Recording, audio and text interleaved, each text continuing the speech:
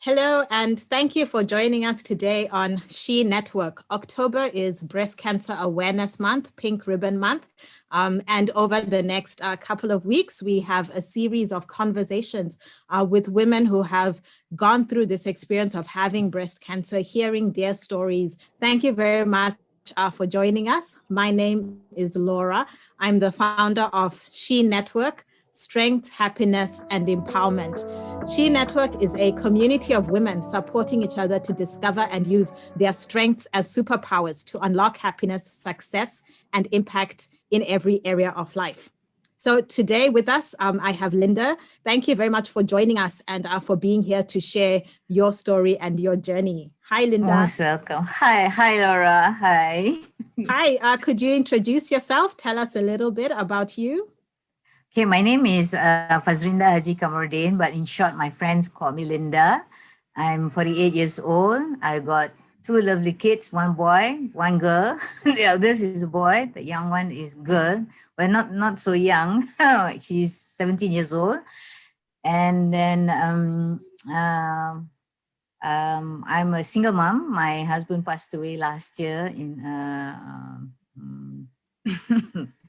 So to talk about how I got to know about my cancer is that in 2016, I went for a medical checkup. And additionally, I asked for additional checkup, which includes mammogram and cervical checkup. And there I got a shock because I was living a healthy lifestyle about at least 4 or 5 years before that. I exercise regularly. I consume only wholemeal bread, brown rice, living a healtty lifestyle. I really choose what I eat. I rarely eat red meat and all that. And suddenly, kaboom, it struck me. So that when the radiologist mentioned that there's a visible lump and they need to do a further ultrasound on the same day when I had my medical checkup. And it was confirmed that according to him that from the x-ray and the ultrasound that it is a high possibility of breast cancer, but I need to do a further checkup at a proper hospital to perform another checkup, which is the biopsy. Yeah. So you mentioned that prior to this, you were already doing like regular health checkups. Yep. So what kind of checkups were you doing, and what was different this time around? Okay, I don't know. See, as I mentioned, before 2016, 5 years before that, what I did to myself, on my birthday, which is on the 14th of March, what I'll do is that I will take an annual leave. We always say they want to go for a checkup, but in the end, it's like we keep postponing and all that. So at the age of 38, I think, start 38, I put, I said, I need to do a medical checkup. I need to know how I'm doing because I need to raise both of my kids. Because at that time, I was a single mom. I was divorced. So the thing is that I need to know about my health. So I went for a normal medical checkup, like your sugar level, high blood and all that, but without mammogram. I do not know why on that year itself, it struck in my mind. It says that, why don't I do a mammogram checkup? So I don't know, it's just the instinct. And I think God is telling me something. Hey, look, you have to do a proper checkup and all that. So early stage, early detection is good for me. So that, I mean, you know what to do next. Okay, what to do and all that. You are Absolutely. much more prepared. So that's what happened. I don't know why, but on that year itself, I said I want to do more than the normal checkup that I've been doing for the past few years. Yeah, I love that. It's like I think we talk a lot about self-care, so it's wonderful to hear that you prioritized your health and that for your birthday that was like your gift to yourself was, Yeah, I'm that taking was my care of gift. myself. Yes, correct. And yeah, with that sense of vision for the future as well, to Oh, be like, yeah, I have a responsibility, right? There's that whole, yeah, you need to yes, put the mask correct. on yourself, when things Yes. happen, take care of yourself so that you're actually able to take Correct. care of others, take care of your kids. So yeah, it's amazing to see that you were actually putting that in place, taking care of your Yes, health, being yes. healthy, and then Yeah, suddenly this happens so yeah. unexpectedly. So you mentioned Unexpected. like right on the day they were telling you that Mm-mm. something's wrong, and so Mm-hmm. was it on the day that you got that confirmation, or then you went through the process of having a biopsy? Could you tell us a little bit more about that? Okay, actually, mammogram X-ray is quite straightforward. So if you go for the mammogram test, within 2 hours, they will produce the results.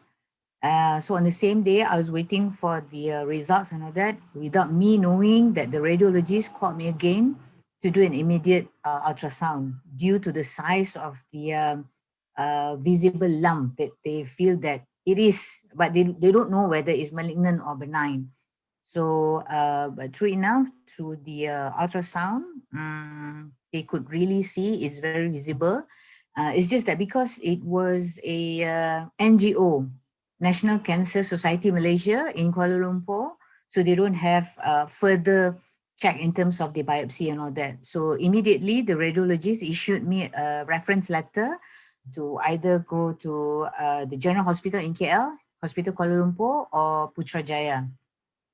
So I went back home. I was totally blank. I couldn't eat. I couldn't sleep. I couldn't talk to anyone. I was just that. I was talking to the walls basically, because both of my kids were in college. My eldest son was in college. My youngest just entered a boarding school, Form 1 in Cyberjaya. So I couldn't do anything until the next day, the morning prayers. Then I start to text a few of my doctor's friend and asking opinion about the results and all that. I gave them all the results, all the x-rays and all that.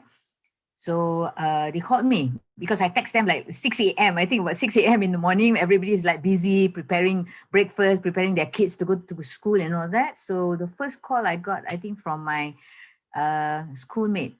She was a radiologist in Johor around 10 o'clock.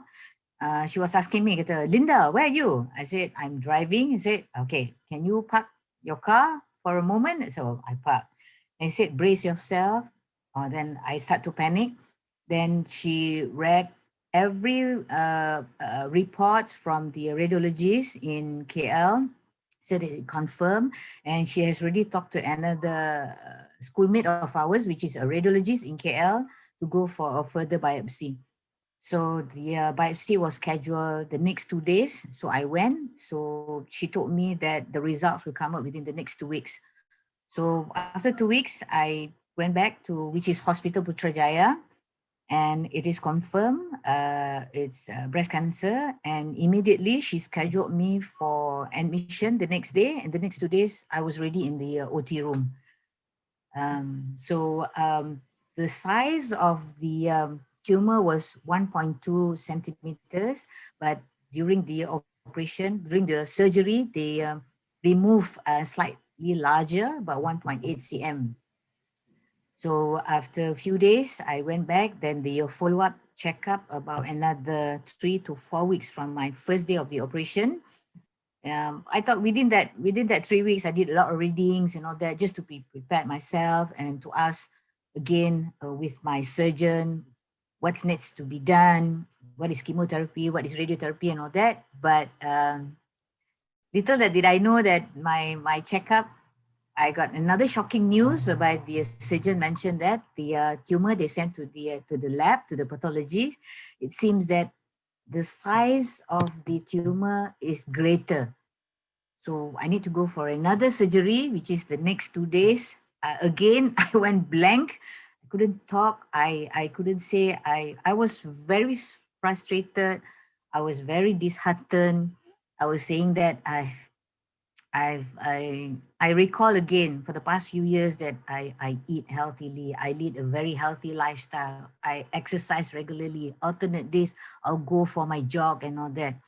So all those things kept running through my mind, that because during that 3 or 4 weeks of medical leave, I basically didn't share with my family members, or it's only with my close friend, my doctor's friend, and only with, I think, less than 5 people was knew about my surgery, because I wasn't really prepared to talk about, cancer is always a taboo to everybody, and everybody tends to keep it to themselves.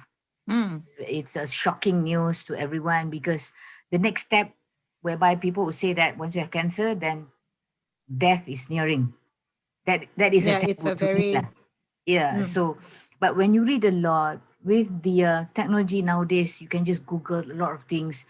If you are willing to share with the your predicament with those cancer patient, with your surgeon, with oncology, by all means, to me, you do it right from the first time itself. Do not be scared, because everybody is yeah. going to die. It's not only due to cancer, you can die in your sleep.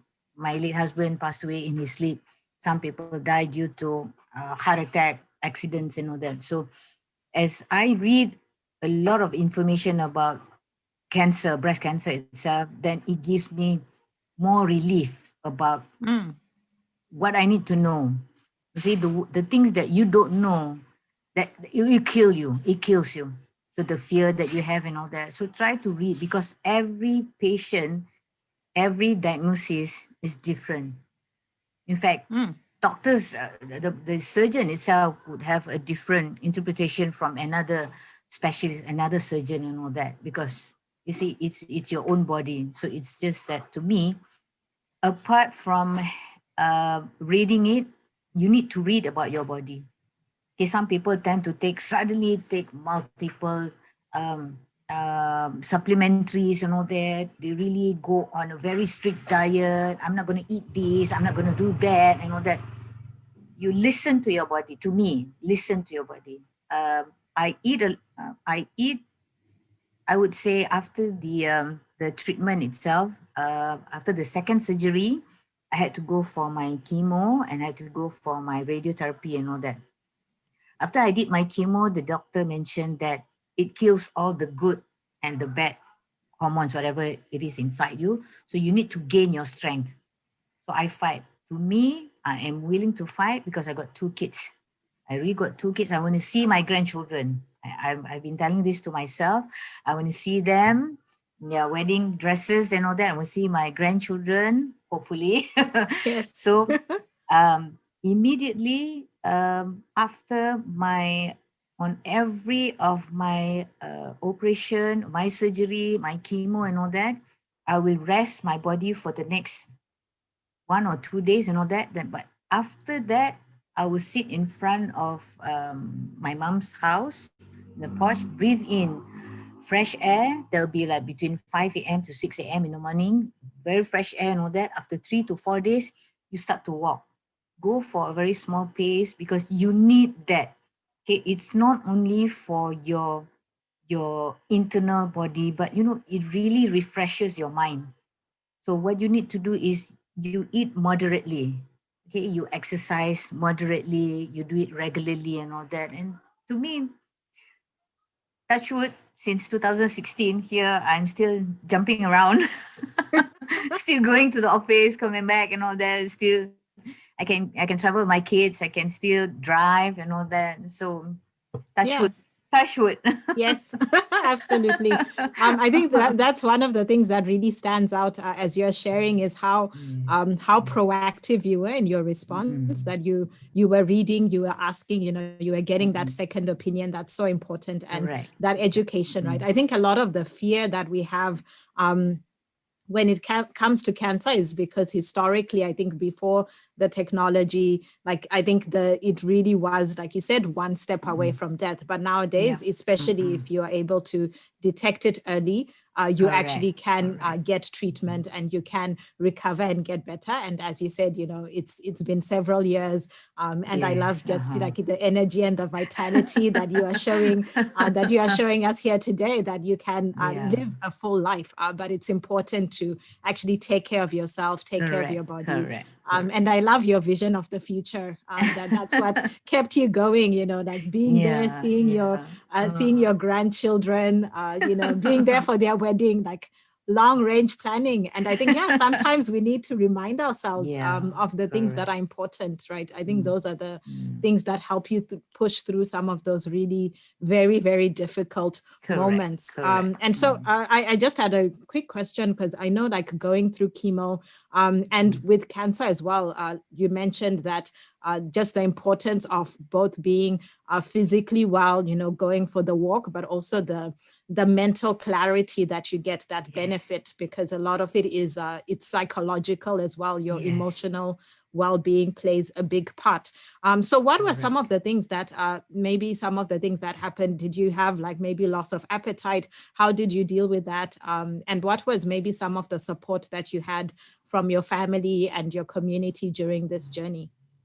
Well, in terms of the surgery, I mean, the appetite was normal, but it's true enough. When you have your chemo, you lost your appetite. Okay. Now, before I had my chemo, I went through a lot of readings and all that. I went to another hospital for another second opinion from the oncologist, and with the information from the internet, I printed it out. I shared with the doctor and all that, and I asked them, and they mentioned to me what I need to prepare myself mentally, because it's going to hurt my body. I'm going to feel very weak, fatigue, um, very sleepy, everything.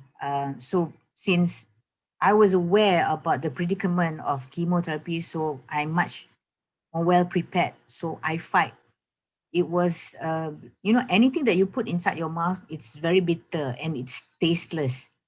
But again, as I mentioned, you have to fight, because there's your body needs to re-energize again.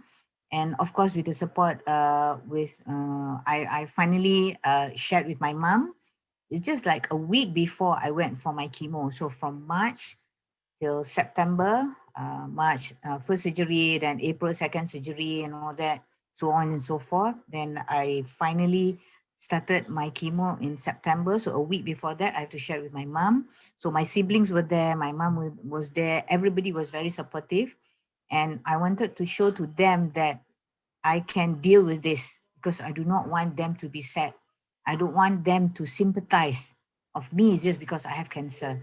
Because to me, I can still walk, I can talk, I can still put food in my mouth and all that. So I have to fight for the thing, even though there's no taste bud after the chemo and all that, but I just force myself to eat. I just force. So the best thing is that when you do this to yourself, it's always about your inner strength who will assist you, apart from your support system, which is your family, your siblings, your kids and all that. Of course, at the office environment, your immediate superior, they they they have to understand that you're going to be in a very long medical leave and all that. You're going to leave your desk and all that. So being as a salesperson myself, I've got 12 staffs under me. I know I've got a bigger responsibility at the office and another responsibility at home. So I have to juggle between two. So to me, the inner strength is the main thing. And also keep keep telling this to yourself that I'm going to be better. I'm going to fight for this. I'm going to pull through this. I'm going to do it. Mm. I think that's what kept me going, moving, and all that. Wow.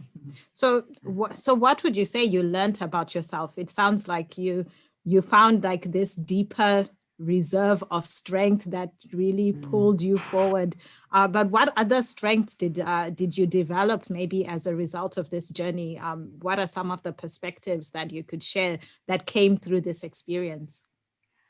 Actually, during that long medical leave, first surgery was 30 days, second surgery was another 30 days, chemo was another 30 days, radiotherapy was another 30 days, and all that. You see, when you are alone, you see, you start to rethink about what you've been doing for the past 35 years of your life, 38 years, and all that. So I realized, like, You see, I was born in Seremban, if you know where is in Seremban, but I was raised in Kuala Lumpur. Both of my parents are from Negeri Sembilan, but you know, because it's nearby, they just want me to be the kids, the siblings to be born in the same hometown and all that. But I was raised in KL, whereby you you don't stop, even though the clock stops. But you see, the lifestyle in KL, in the capital city, is different. Everybody rush. You rush to go to work. You rush to go to school. You rush everything. You rush. So when I had my long medical leave, I start to think about my life, that I've been running here and there since I was young. You know that I did really go for a proper holiday with my kids, even though I go for a holiday, let's say I go to Penang and all that, I will still be with my laptop and my handphone doing proposals, tenders and all that, you know, being sales that you need to catch up, especially in IT. Okay, technology runs very fast and all that. So I start to value uh, the, uh, the moments with my kids, with my family. I start to get closer with my mom, with my siblings and all that. So I really, I put my foot down. I said, hey, look, there's more than work, there's more than money in the world that could replace whatever that you're going to have with your kids, with your families and all that. So I really start to juggle these two things within, you know, work life equals balance and all that. So it's not all about money, that you want to prove to yourself that I can get greater big house, I can get great cars and all that. But what is there when you don't have anything, you don't have your health to yourself? There's nothing. Okay, you have gazillions of money, so it's not going to help you. So I start to see my life after that. I put it in a proper, in a moderate manner. Like those days, I would put my priority is my work, because it comes to dollars and cents. That's why I can survive those days. But I would feel that with the sickness, then you really learn what is health is all about. Um, losing something, then you start to appreciate that what you really had previously, a healthy lifestyle. Now you are not well. But to me, in comparing to others who had bypass, you know, it takes a longer process for you to recover and all that. When I take a look at myself, I had my surgery today, the second day, the third day, I can walk, I can eat, I can go for my regular exercise and all that. So you always compare yourself to those who is less fortunate than you, rather than those people who, oh, that guy is really healthy, he's like 70 years old, how come she doesn't have any sickness, any cancer, any this and that? So Or this, 95, like her. huh, see, so how come I got it at the age of like early 40s? Hey, look, I still need my kids, I still need my job and all that. So you do not compare that with others, you see. So we as a human believe that God will always test us, and how He tests us are those tests that which we could bear. We know Mm. how to handle it. So I get closer to God, closer to my family. I still got my money. So to me, that you really have to do everything in a moderate manner, and the main thing is that please think positively.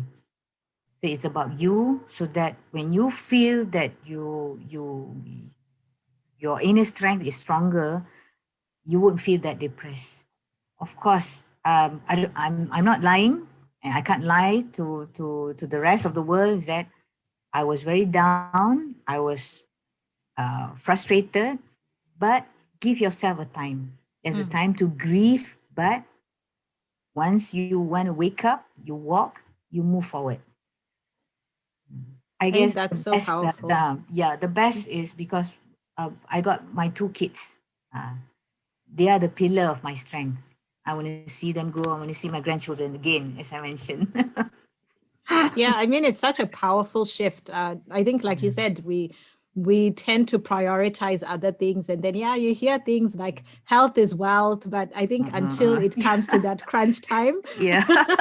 we think of other things as wealth. We prioritize money, but really, like you said, when it comes to it, health is so important. The relationships that we have are so important. Taking care of ourselves, and like you said, you can still make money, but I think it's just learning how to prioritize some of these other things in life that are so important. Correct. Really, like you said, I think one of the things that stood out was just that idea of when you have a holiday, actually have a holiday, right? Yes, yes. Take a break. Now with technology everywhere, it's so correct. easy to bring work with you. Correct. From 2016 onwards, when I go for my holiday, then that's it. My laptop stays at home. I only bring my handphone. That's it. I'll tell my boss, I'll tell my subordinates and all that. Okay, if it's urgent, then you call me. Call me. If not, then you got another superior who is replacing me while I'm on leave. Yeah. And I think that's also, I think part of that sounds like it's also about being confident about who you are, right? Because sometimes there's that fear of if I'm not there, what will happen? But I think being able to actually step back and rest and relax so that you actually come back refreshed and you can actually do your best. That's so important. So thank you so much. So what tips would you give to being a strong and happy woman? Just from your own experience, your own life, and going through this journey, what some of the tips that you would give to all our amazing women out there? You see, we as I always say to myself as I wake up every morning, I say, hey, I'm still alive. I can, I'm still breathing. So you have to embrace your life.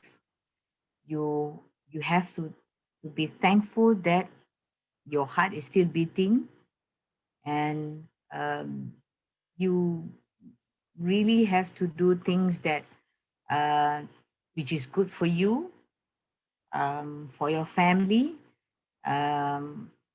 If you have that first instinct from the first thing in the morning that you have as you wake up, you're gonna be better. Trust me.